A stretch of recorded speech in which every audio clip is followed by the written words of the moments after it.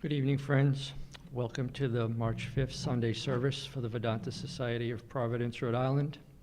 We'll begin as usual with the opening congregational prayer. The words will be shown on the screen. Please follow along and chant from the heart. We offer our salutations to the all-loving being who endows all beings with consciousness. We meditate on the Lord, who is the origin of the universe. Lord, thou abidest in all, thou art all, thou assumest all forms, thou art the origin and goal of all. Thou art the self of all, thou art existence, knowledge, and bliss. Salutations unto thee. May the world be peaceful, may the wicked become gentle, may all creatures think of mutual welfare. May our minds be occupied with what is spiritual and abiding, and may our hearts be immersed in selfless love for the Lord. Peace, peace, peace be unto all. We'll now have our opening song, which will be performed and led by Abhijit Sarkar. This is a special song in honor of Sri Chaitanya Mahaprabhu.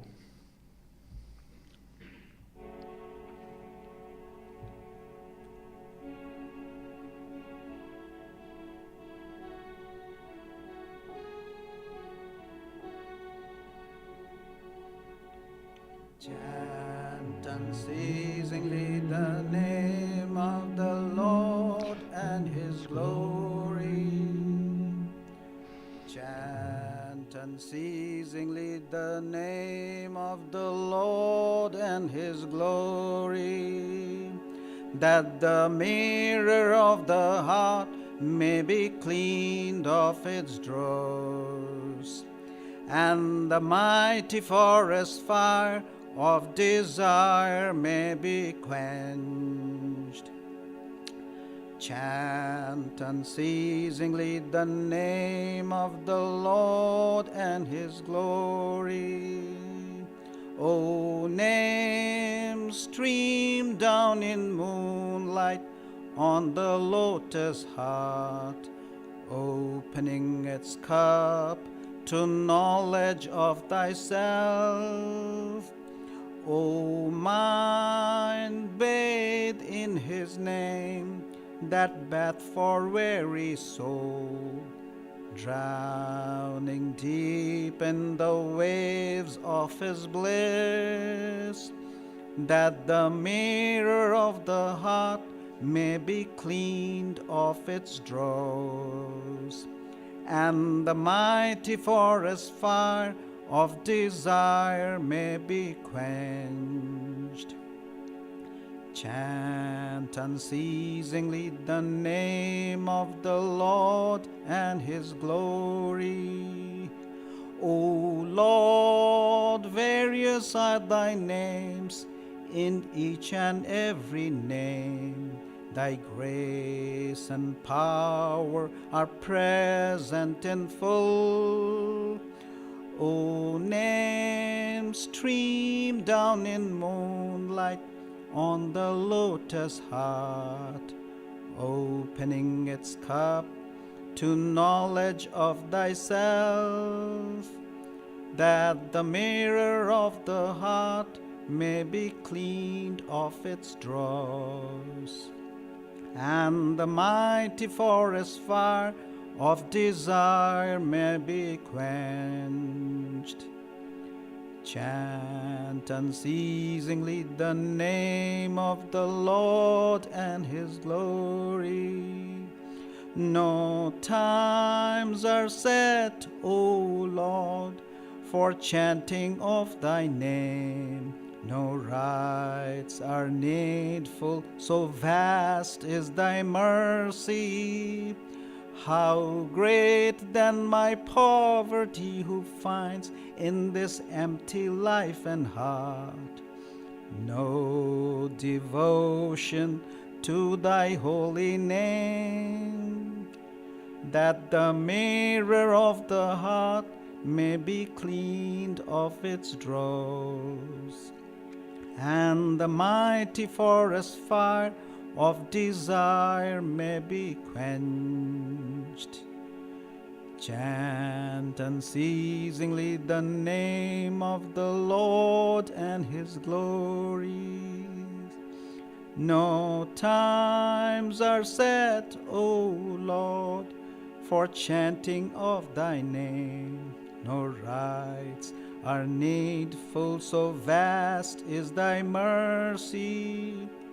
How great then my poverty, who finds in this empty life and heart no devotion to thy holy name, that the mirror of the heart may be cleaned of its dross, and the mighty forest fire of desire may be quenched.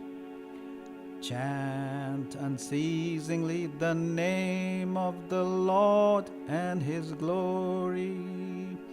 O mind, be thou more humble than a blade of grass.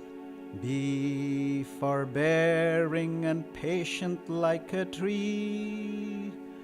Give honor to all, take no honor only to thyself. Chant unceasingly the name of the Lord, that the mirror of the heart may be cleaned of its dross, and the mighty forest fire of desire may be quenched. Chant unceasingly the name of the Lord and his glory. O Lord, mine is no prayer for pleasure, wealth, or fame.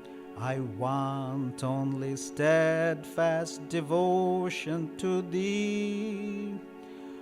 For thou art my heart's beloved, thou and thou alone. Do with me whatever thou wilt, for thou art my heart's beloved, thou and thou alone. Chant unceasingly the name of the Lord.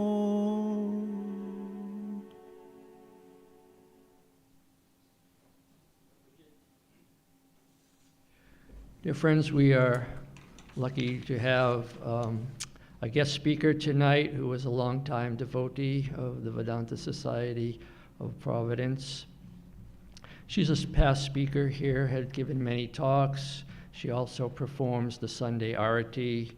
Her trade is, or practice is, a psychotherapist, so her talks in the past have had names like The Power of the Affirmations, or the Neuropsychology of Holy Company. She's participated in a symposium panel on evolution in life on thought. Her topic for this evening is Forgive, Not Forget. Please welcome Teresa. Guerra.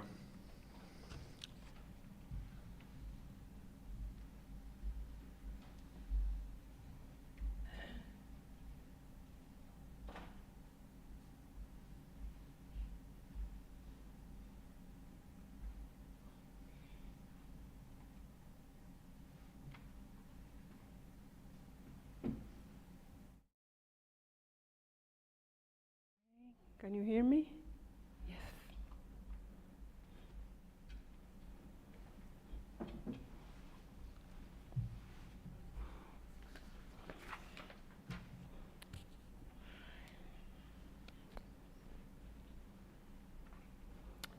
Okay. So the talk is Forgive, Not Forget. You have heard the saying, forgive and forget.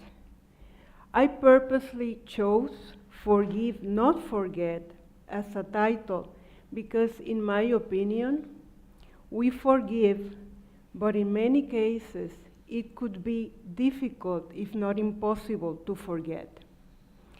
I will explain that further as we develop the topic today.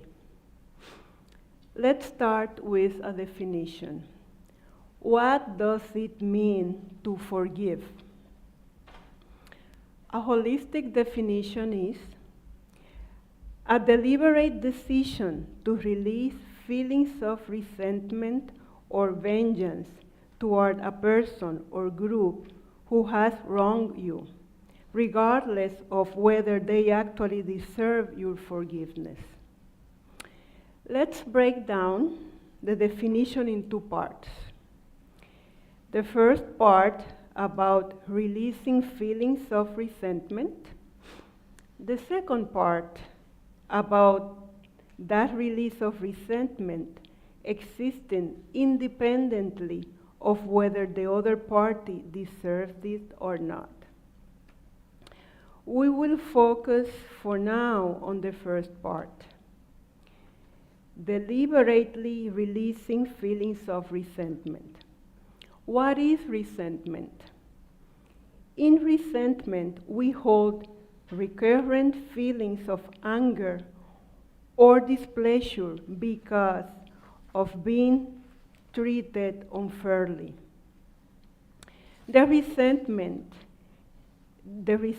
held can come from a true, imagined, or misunderstood injustice. Resentment may also be the result of not being able to express our emotions after a painful experience. Sometimes resentment leads to an inability to stop thinking about the event that we perceive to be unfair. Recurring negative thoughts may take over and linger for long periods of time, sometimes for years. The result could be having tense relationship or no relationship at all with the people toward whom we harbor resentment. Thus, resentment can provoke or increase isolation. To forgive would entail making a resolution to release those feelings of anger, indignation, or displeasure. Why should I forgive? My Guruji used to say, we cannot afford to hate anybody because it separates us from God. There is a program known as Contemplative Outreach, where Father Thomas Keating was one of the lead members. He said in their forgiveness program that humility is the basis of forgiveness. When we have released feelings of resentment, we have built this on the acceptance or acknowledgement that we all make mistakes and that we all commit wrong actions. When we forgive, we let go of pain, anger, and other negative emotions of the past that poison our hearts. Feeling upset after being emotionally or physically hurt is an understandable response, but holding on to it by becoming resentful or hateful takes a lot of emotional and physical energy from us. What do I get by releasing those feelings of resentment? Firstly, forgiveness helps our emotional well-being. When we don't forgive, we hold on to the anger and pain that we originally experienced, disturbing our inner peace. Dr. Karen Schwartz, director of the Mood Disorders Adult Consultation Clinic at the Johns Hopkins Hospital, indicated that holding on to anger and resentment would increase risk of depression. Forgiveness she added, would reduce our stress levels. Secondly, forgiveness helps our physical well-being. As forgiveness would contribute to reduce our stress levels, our physical health would also improve. According to Dr. Schwartz, anger and resentment could negatively impact our heart rate, blood pressure, and immune system. Our sleep would also get disturbed. Our body and mind are so connected that we cannot experience a feeling without having a change in our body, and vice versa. That's why the body pays the price when we have excessive stress. Being resentful about past events, real or imagined, can take a toll in our bodies and minds. There are documented cases in the psychological literature about the phenomenon called conversion disorder, which mostly impacts the physical and sensory organs, where the person could experience paralysis, deafness, or blindness with no record of an underlying neurological or physical cause. One of the causes brought up for conversion disorder is high levels of stress and underlying trauma. A friend of a person I know was almost completely deaf from one ear. This person was very resentful for many years towards a relative she had. While in therapy, she began processing her resentment towards her relative, and to her surprise, over 50% of her hearing came back. On the old psychological literature, we read that conversion disorder was not found to be very common, but I personally believe that is more common than what we think, given the strong connection between our body and mind. I have worked with clients that have a severe history of anxiety, and once we have started talking about a significant stressor in their lives, they began twitching one of their eyes unconsciously. Occasionally twitching the eye is not an example of a severe sensory system dysfunction, but it serves as an example of how our physical body and mind affect each other. The most important positive effect of forgiving is that it gives us the opportunity to learn. We learn from experience. By forgiving, we could get something out of that painful event. It can help us grow from that experience. I want to read from the Contemplative Outreach Program. A selection is called Sent to Forgive. I will just read the passage. This is a true story of a Lutheran woman who learned of the murder of her son and meets face to face with the killer in prison, taking on the impossible challenge of forgiving him. While on a centering prayer retreat, Helen began to walk the stations of the cross. As she walked along, she moved to the 13th station, where the desolate Mother Mary received the body of her dead son, meaning Lord Jesus. Lutherans don't pray to the Virgin Mary and the Lutheran Church gives her no special recognition, except in the Bible and during Christmas pageants. But as Helen walked the stations of the cross, she was held in place at the statue of Mary holding her son, her murdered son. There she heard a voice inside of her saying, "I understand your pain." This resonated deeply with her. She shared all the details of her personal journey with Father Basil Pennington, the retreat director. And at the end of the long conversation, Father Pennington told Helen that Mary was asking her to forgive the man that murdered her son. Helen could not imagine how this could be possible. He told her to write him a letter. After much anguish, she did.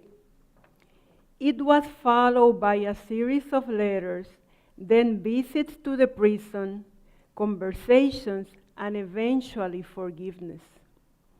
During this time, Helen continued her center in prayer practice.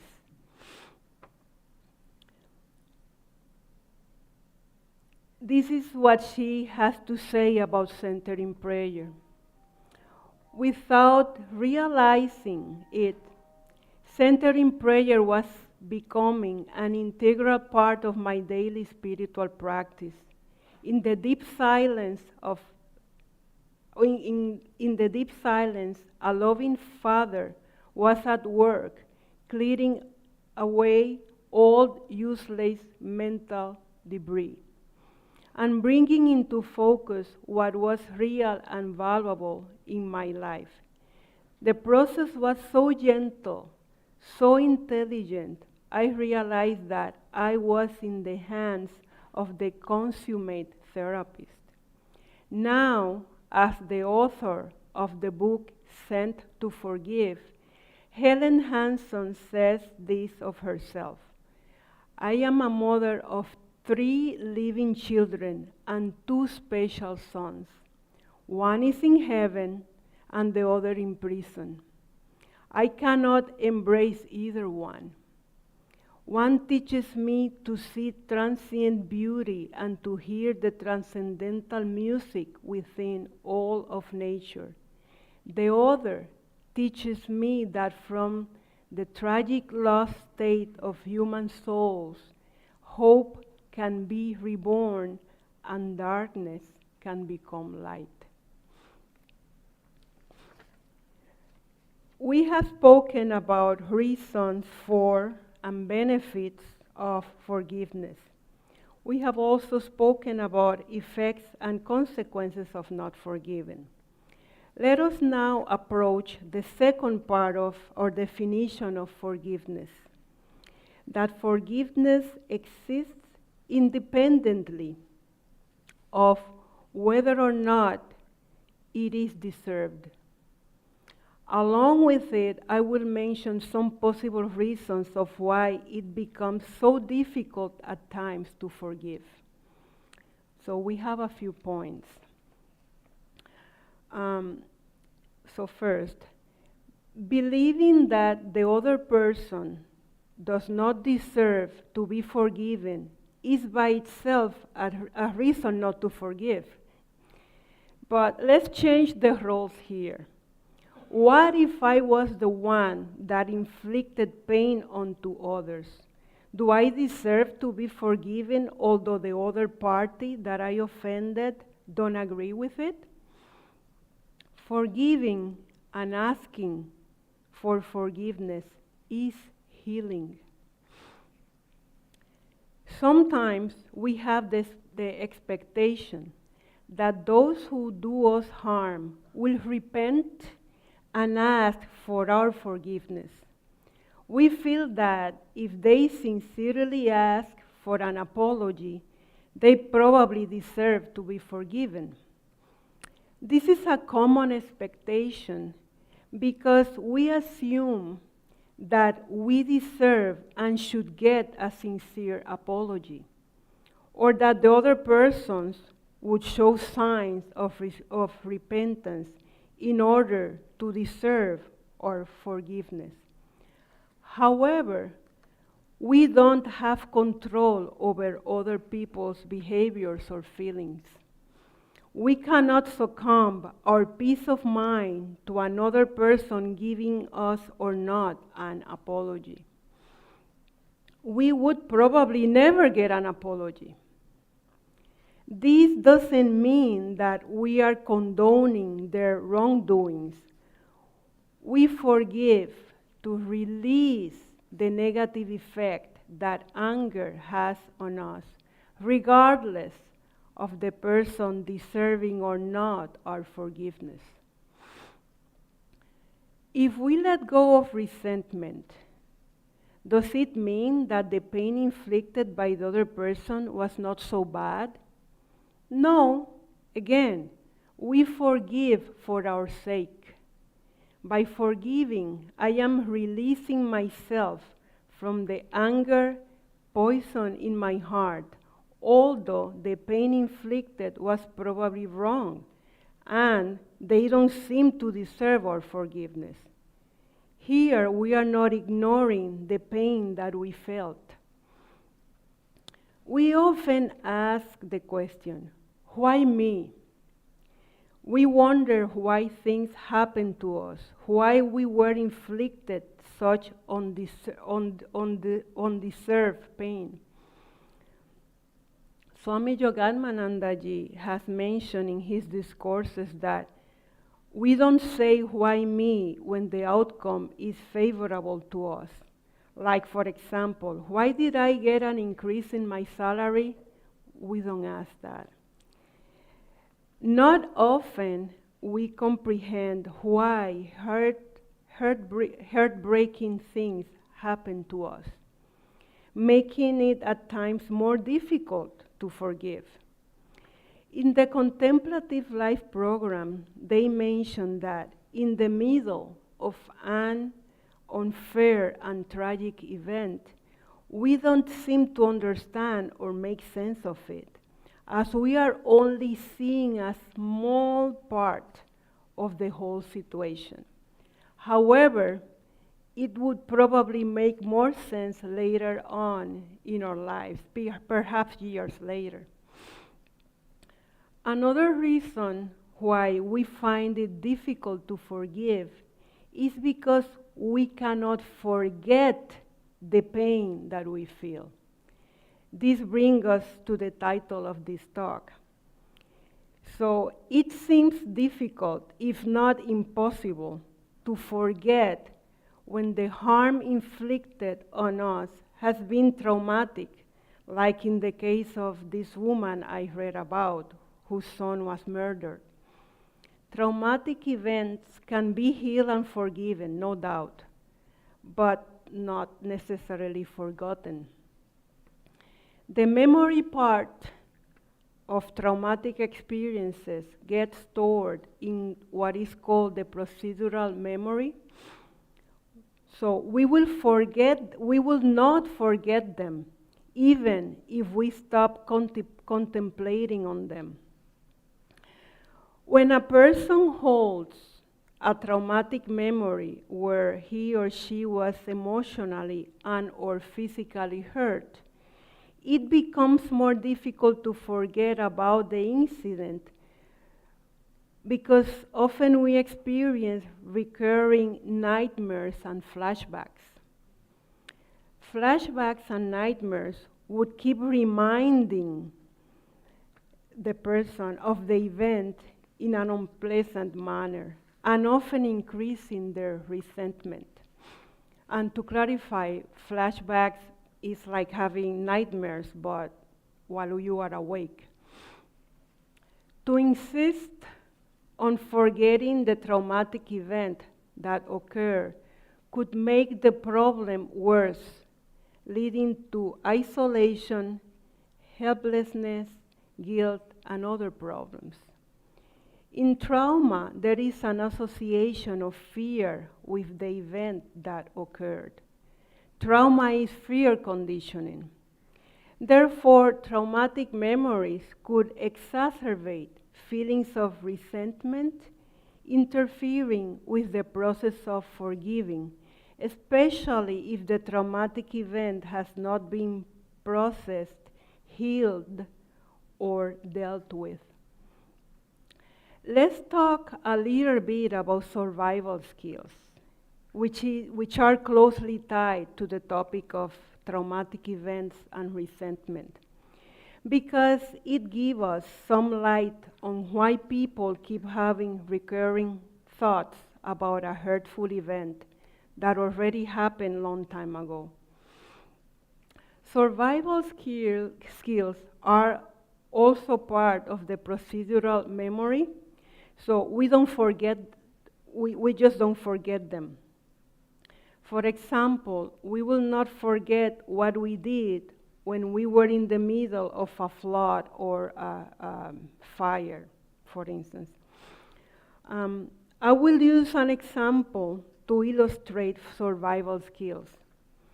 So let's pretend there is a barking dog that enters a building. Someone outside screams that the dog had already bitten people. So we take the information through our senses, so we see what's going on, we hear people screaming or saying, run. So the information eventually reaches the amygdala, which is considered the smoke detector organ in the brain. And then it also reaches the frontal lobe, but we will focus here on the amygdala. Through the amygdala, the mind identifies potential threats. If there is a perceived threat, meaning that the dog could bite me, it sends a message to another part of the brain called the hippocampus to activate the stress hormone system. The amygdala triggers the release of the hormones cortisol and adrenaline. They increase the heart rate, breathing rate, and blood pressure to make us prepare to fight or flight. The amygdala doesn't make a judgment about the threat being real or not. And this is very important, especially pertaining to a traumatic event.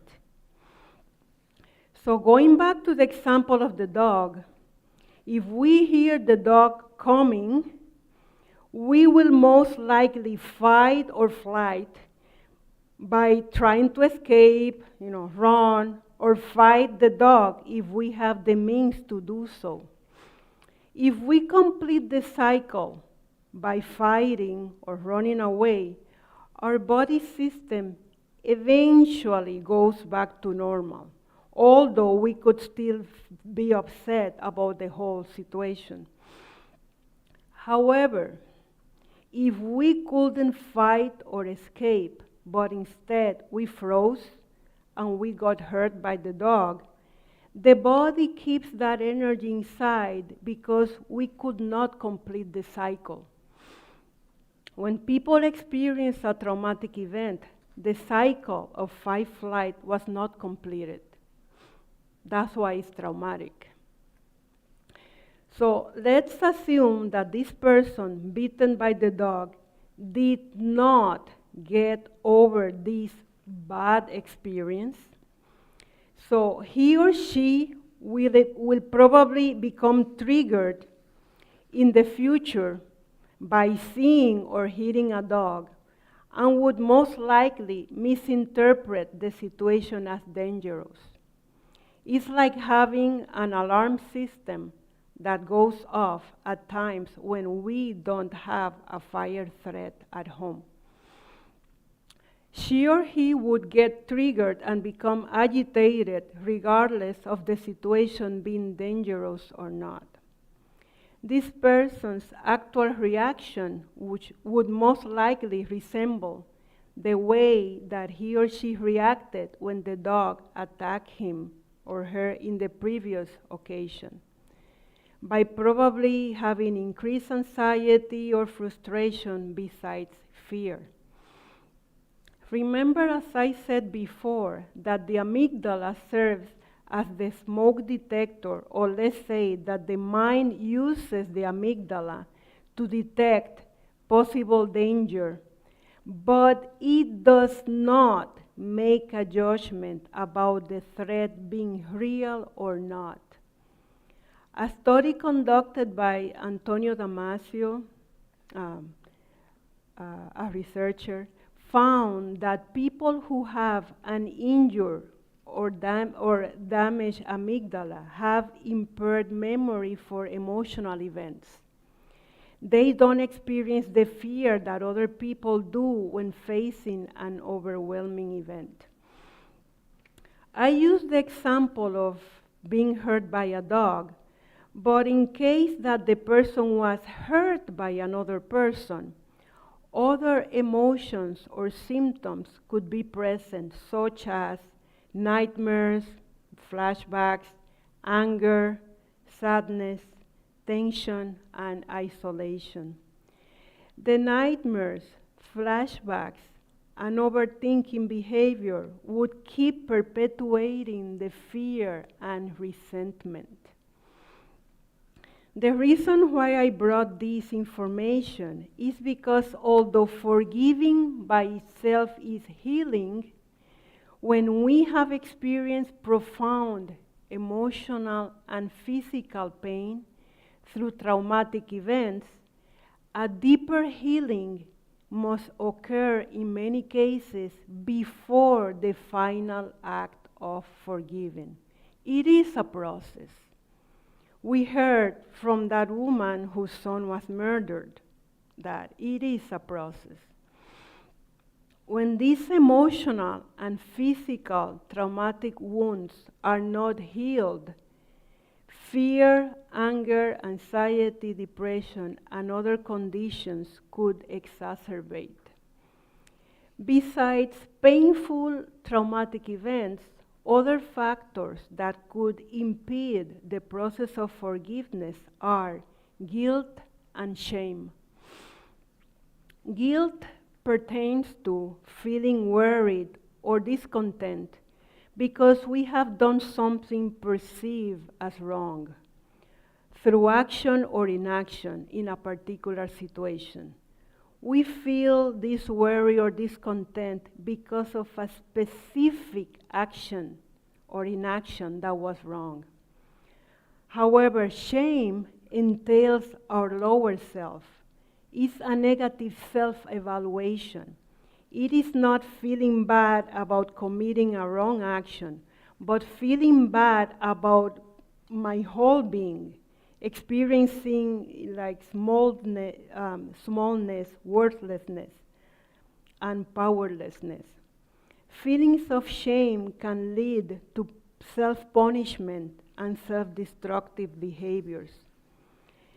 Guilt and shame are obstacles, not only in forgiving others, but also in self-forgiveness or forgiving ourselves. I have a client that complained about feeling constantly sad, anxious, and lonely. Eventually, he acknowledged feeling ashamed for mistakes he made in his youth, for which he could not forgive himself. He had engaged in self-destructive behaviors as a way to punish himself for his past wrongdoings.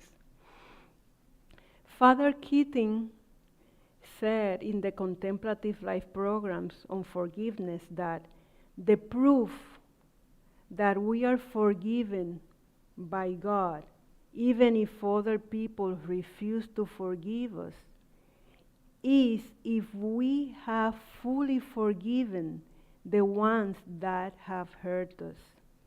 I would add, if we cannot forgive ourselves, how can we deeply forgive others? We have to start at home. To love others, we have to love ourselves. Guruji used to say that we should never linger on guilt because we get stuck. We don't move forward. We become constricted. Swami Vivekananda said that constriction is death, while expansion is life.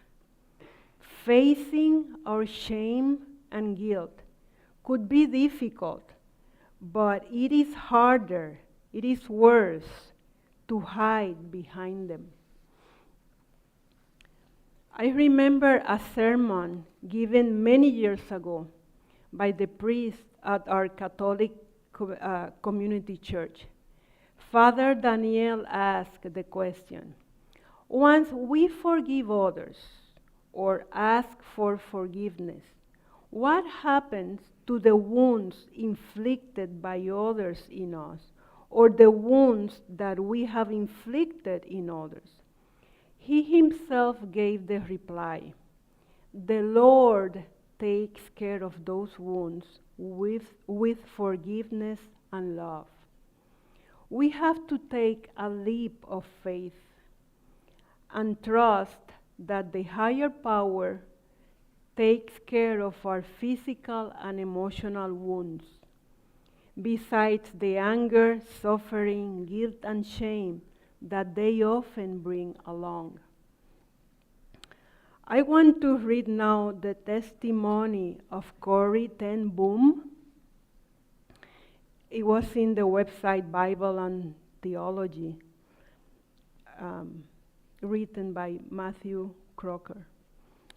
Corrie ten Boom worked against the Nazis in World War II, hiding Jews in her home. When she was caught, she was sent to a concentration camp where she was stripped of her dignity. So her father and her sister Betsy died and suffered more at the hands of other people than we could possibly imagine. This is precisely why her encounter with forgiveness is so memorable. And I'm quoting here. It was at a church service in Munich that I saw him. That is Corrie ten Boom talking. It was at church service in Munich that I saw him, the former SS man who had stood guard at the shower door in the processing center at Ravensbrück. He was the first of our actual jailers that I had seen since that time. And suddenly it was all there. The room full of mocking men, the heaps of clothing, Betsy's pain-blanched face. He came up to me as the church was emptying, beaming and bowing.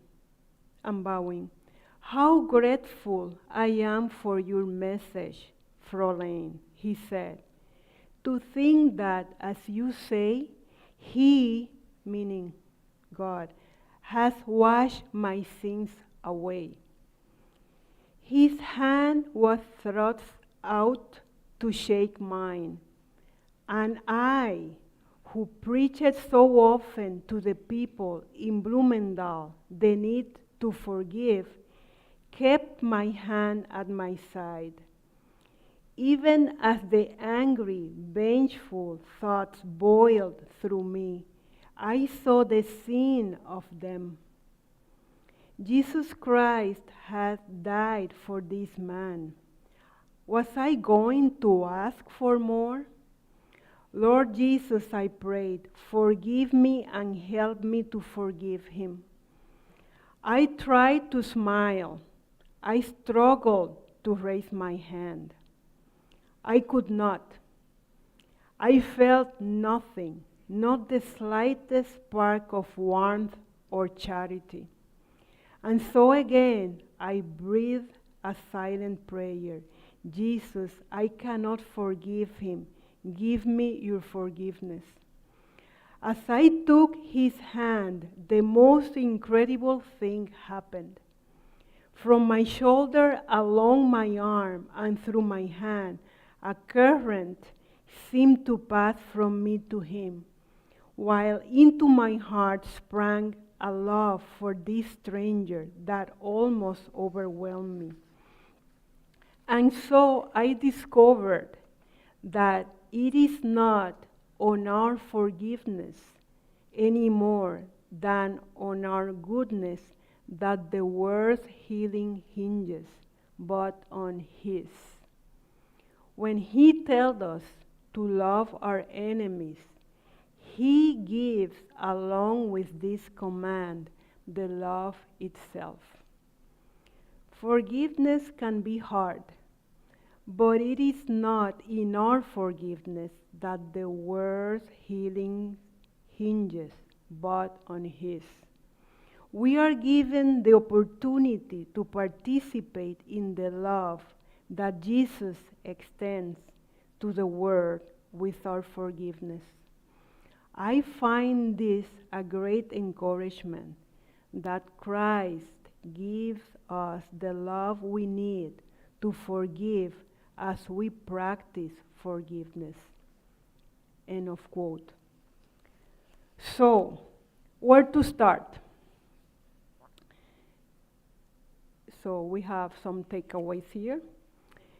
It is important to understand that forgiveness and self-forgiveness, they are processes and require effort and patience. It can take more than one attempt. Acknowledge that the main reason we forgive is for our sake, for what it will do to us, not for the other party involved. Forgiveness is not condoning. Given the nature of the event, sometimes it is necessary to keep distance between us and the other person, even though we have forgiven them. Forgiving has to be sincere, not because others say that we should forgive. When we acknowledge that to make mistakes is human, it makes it easier to forgive. Forgetting about what happened is for the most part impossible and is not a requirement in order to forgive. Forgiving is healing, is not memory removal. It is very important also to engage in unselfish actions, and I will explain that. In his book, Raja Yoga, Swami Vivekananda discusses Patanjali's Yoga Sutras and the impact that these practices have in calming the turbulence of our minds. Aphorism 33 from chapter 2 says, and I'm quoting, "To obstruct thoughts which are inimical to yoga, contrary thoughts should be brought."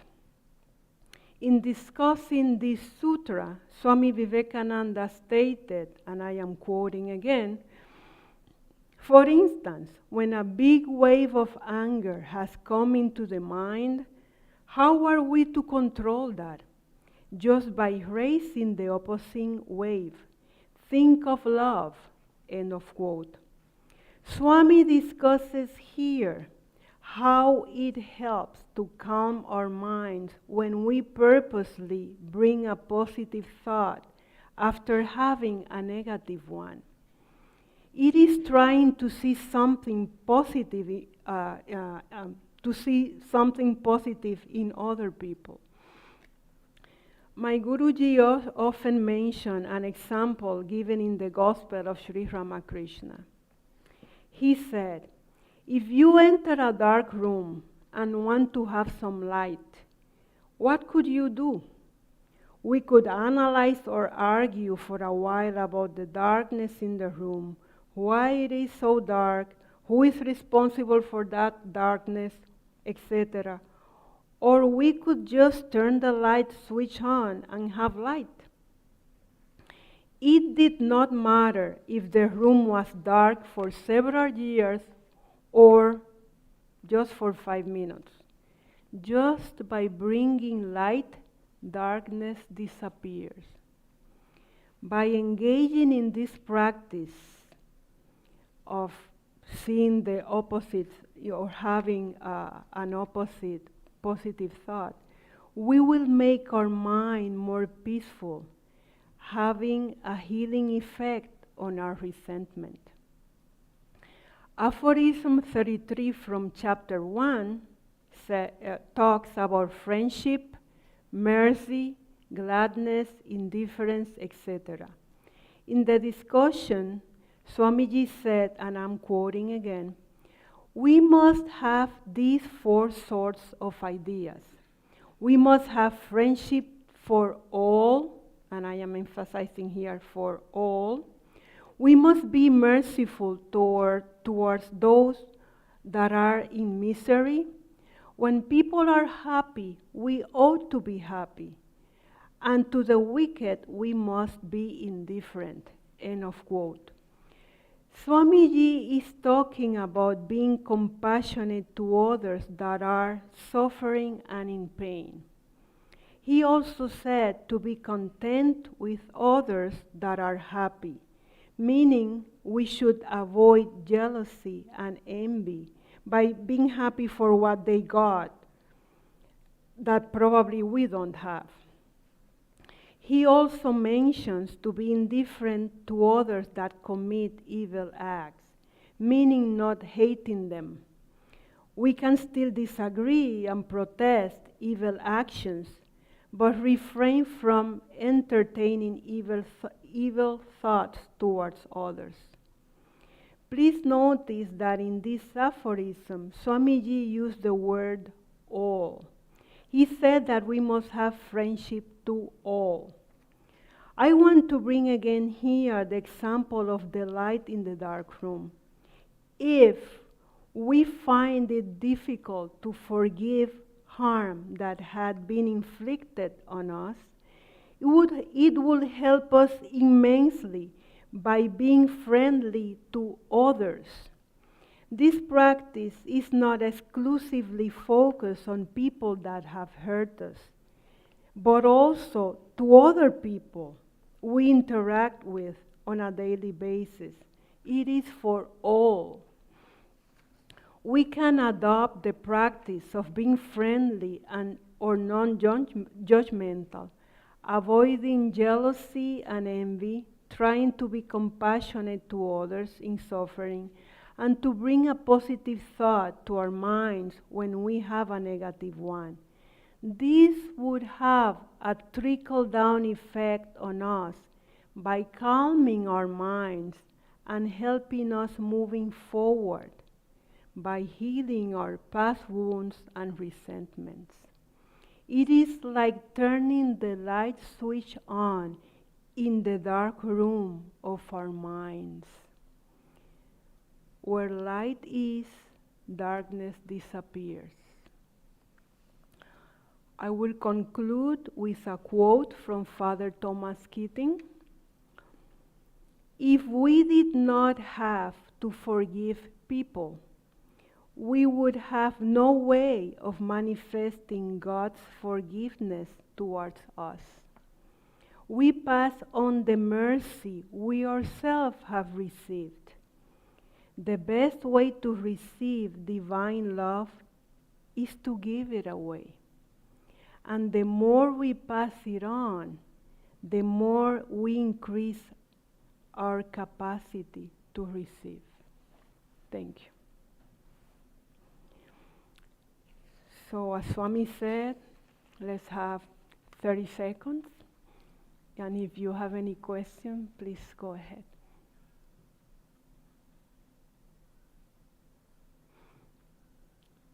Is there any question?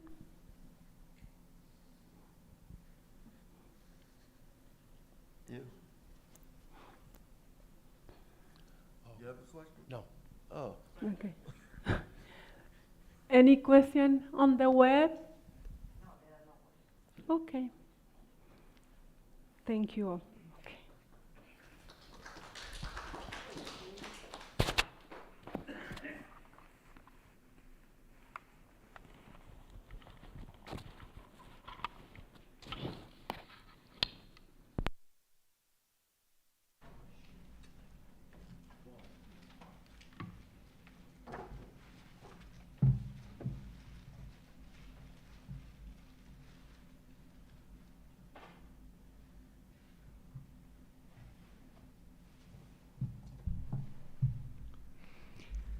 Thank you, Teresa, for our talk, which is practical and enlightening and gives us good insight into the topic of forgiveness, which is so important because as Swami Yatishwarananda says in his book, Meditation and Spiritual Life, as you begin to meditate, you gain access to your subconscious memories.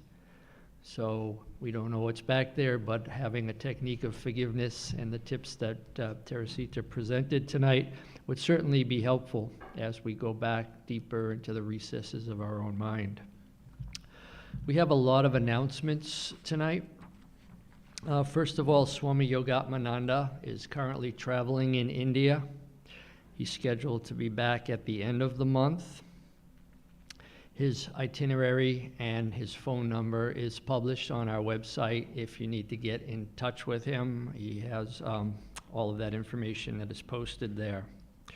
So because he's away, our schedule for the month has many guest speakers as well as changes to the program. So this coming Tuesday, March 7th, Abhijit Sakar will be talking about Sri Chaitanya Mahaprabhu, the person that we sung the song to earlier tonight. And so that will begin at 7:30 on Tuesday, following the meditation, which begins at 7.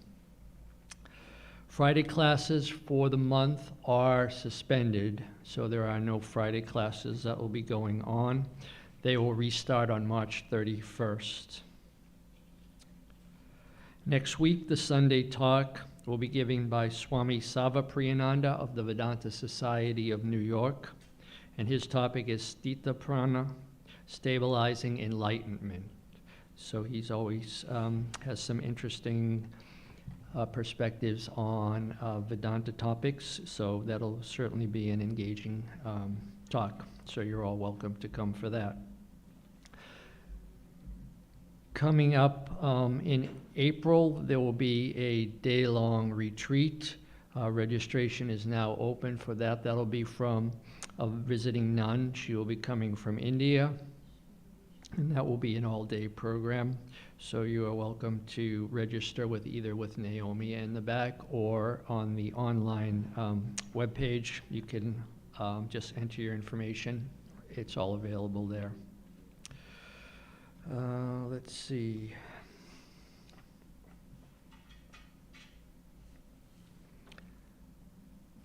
Following the arati tonight, you are welcome for soup supper, so please join us for the arati and soup supper. Let's see, what else?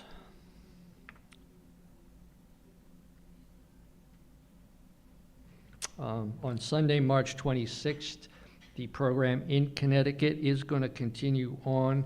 The guest speaker for that will be Farajika Gita Prana, who will be talking here as well during the month. So we have all of those interesting programs coming up. You are invited for all of those programs and certainly welcome. Also, the construction news, as you look around the room, we continue to advance the construction project. You have this wall here now, but just on the other side of that wall is the new meditation shrine, which we are making good progress on in the last couple of weeks. The wires and the plumbing are getting run now, as well as some of the electrical work. Soon it'll start wall boarding the walls and getting ready to do some of the finishing work. We also have some finishing work in this room to do as well. So as they say, please pardon our appearance while we are renovating, but it'll soon be a brand new facility with a lot of very nice features. Some of the plans for the new shrine are really nice, the architectural plans. I won't spoil it by telling you what they are, just that they're coming, and you can come and visit us with that. Okay, I think with that, we're ready to begin the RT. Oh, yes, the closing prayer. See, we have the closing prayer before RT. Thank you, Charlie. Closing prayer, not the opening prayer. Okay. May the divine, who is Father in heaven of the Christians, Holy One of the Jewish faith, Allah of the Muslims, Buddha of the Buddhists, Tao of the Taoists, Great Spirit of the Native Americans, Ahura Mazda of the Zoroastrians, and Brahman of the Hindus, lead us from the unreal to the real, from darkness to light, from death to immortality. May the all-loving being manifest unto us and grant us abiding understanding and all-consuming divine love. Peace, peace, peace be unto all. We'll now have RT, and then you're all invited to soup supper following the RT.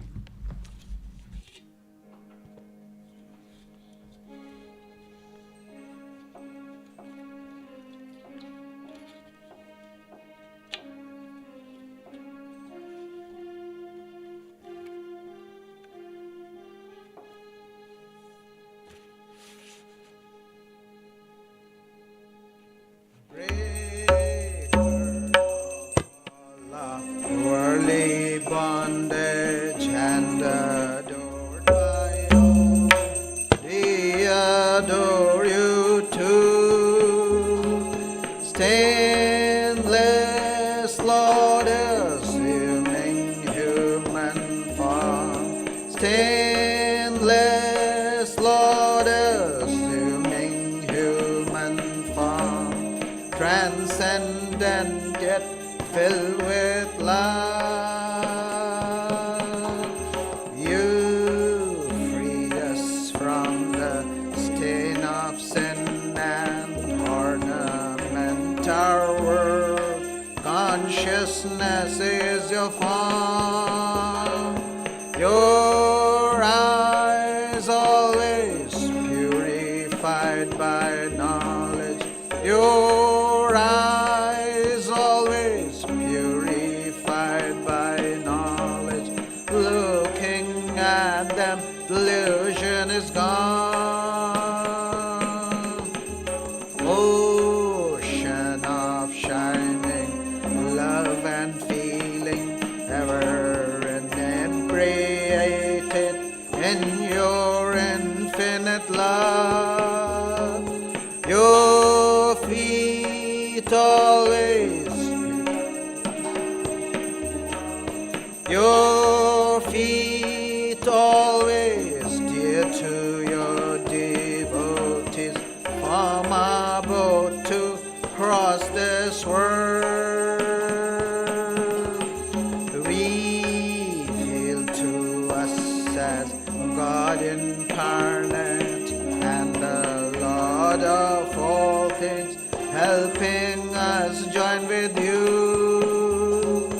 Your mind's always set in the divine light. Your mind's always set in the divine light. This we can see through your grace. Destroyer of worldly sorrow and compassion soul, infinite is your word. Your life's offered for the world's deliverance. Your life's offered for the world's deliverance, saving us from darkness and fear. Renouncer of all lust and lucre, therefore you were always spurning sensual life.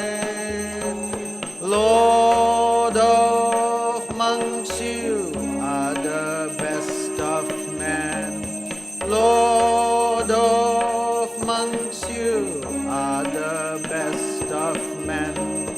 Grant to us pure love for you. You're fearless and you're free from doubting, with your mind very firmly resolved. Causeless refuge of your devotees, causeless refuge of your devotees, renouncing past and birth. Our treasure is your holy feet, which take us very soon across this puddle of life. You give love and even sightedness. You give love and even sightedness to remove our anguish here. Our treasure is your holy feet, which take us very soon across this puddle of life. You give love and even sightedness. You give love and even sightedness to remove our anguish here. Greetings to you, O Lord, beyond both speech and mind. Greetings to you, O Lord, beyond both speech and mind. Yet you are the basis of both. O Lord, yet you are the basis of both. Great light of all lights, blazing in the heart's gate. Great light of all lights, blazing in the heart's gate. Darkness is destroyed by your light. O Lord, darkness is destroyed by your light. Greetings to you, O Lord, beyond both speech and mind. Greetings to you, O Lord, beyond both speech and mind. Yet you are the basis of both. O Lord, yet you are the basis of both. Great light of all lights, blazing in the heart's gate. Great light of all lights, blazing in the heart's gate. Darkness is destroyed by your light. O Lord, darkness is destroyed by your light. Langa ranga bhanga, these are all the sounds of Vedanta. Langa ranga bhanga, these are all the sounds of Vedanta. Spiritual songs devotees are singing for your worship divine. Spiritual songs devotees are singing for your worship divine. Jaya Jaya for your worship divine. Hare Hare for your worship divine. Shiva Shiva for your worship divine. Breaker of all our worldly bondage and adored by all, we adore you too. Jai Shri Guru Maharaj Ji ki Jai.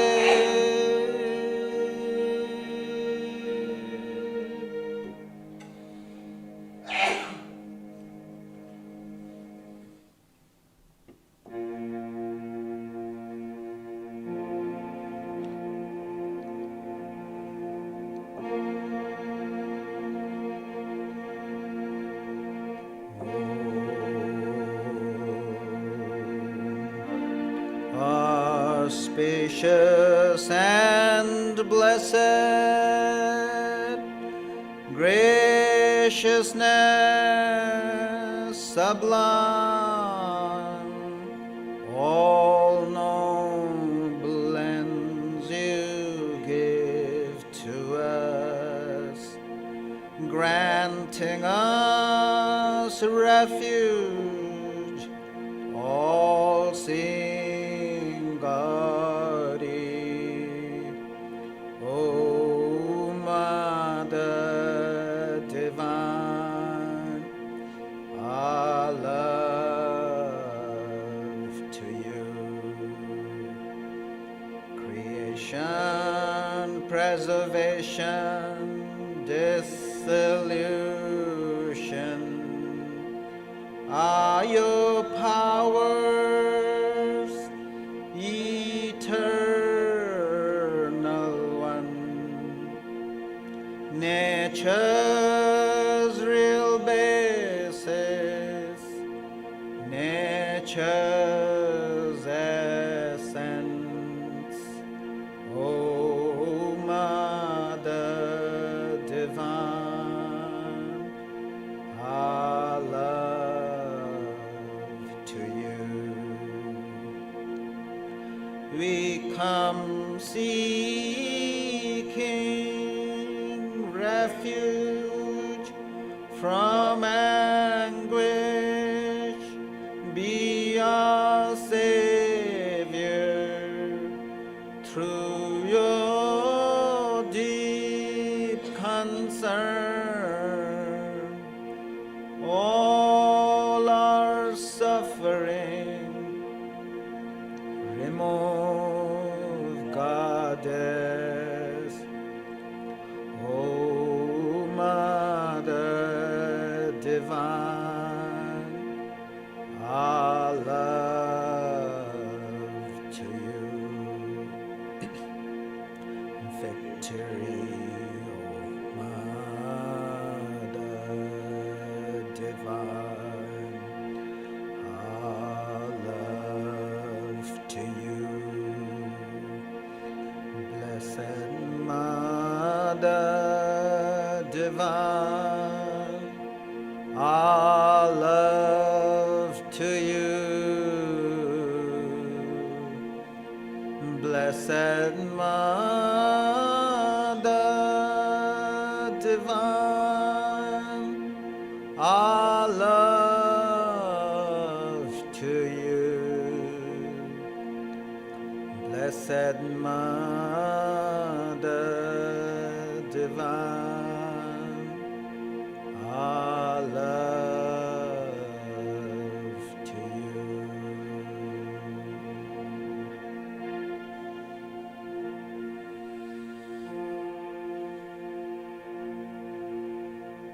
Jai Shri Ram Krishna Dev Ki Jai.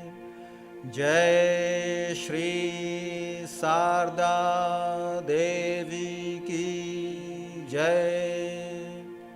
Jai Shri Swami Vivekananda Ki Jai. Jai Shri Buddhadev Ki Jai. Jai Shri Jesus Christ Ki Jai.